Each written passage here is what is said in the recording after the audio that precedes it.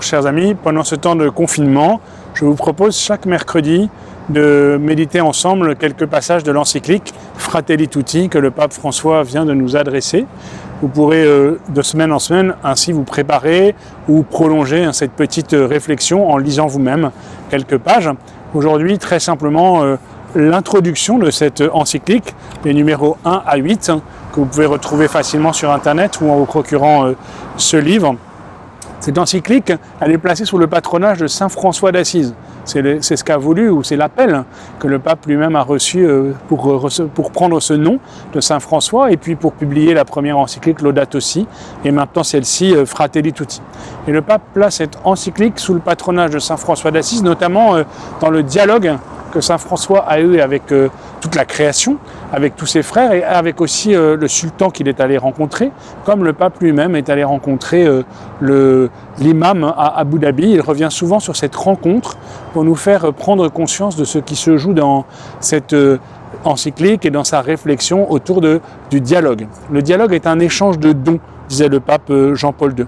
Un échange de dons sans nier son identité, c'est ce que dit le pape François dans Fratelli Tutti dès le numéro 2. Il ne s'agit jamais de relativisme, il ne s'agit jamais de nivellement, il s'agit d'un vrai dialogue où chacun est lui-même et il va pouvoir écouter l'autre, rencontrer l'autre.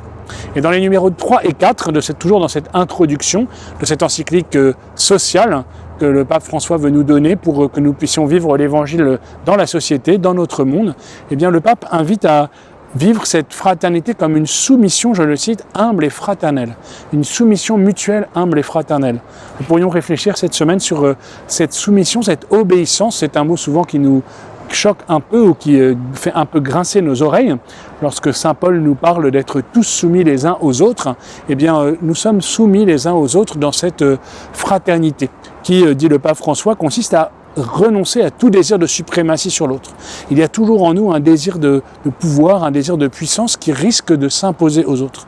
Renoncer à tout désir de suprématie. Et puis dans ce contexte de la pandémie, le pape François va se livrer à un diagnostic, nous reverrons ça la semaine prochaine, un examen de conscience pour montrer comment il y a une fragmentation de la société.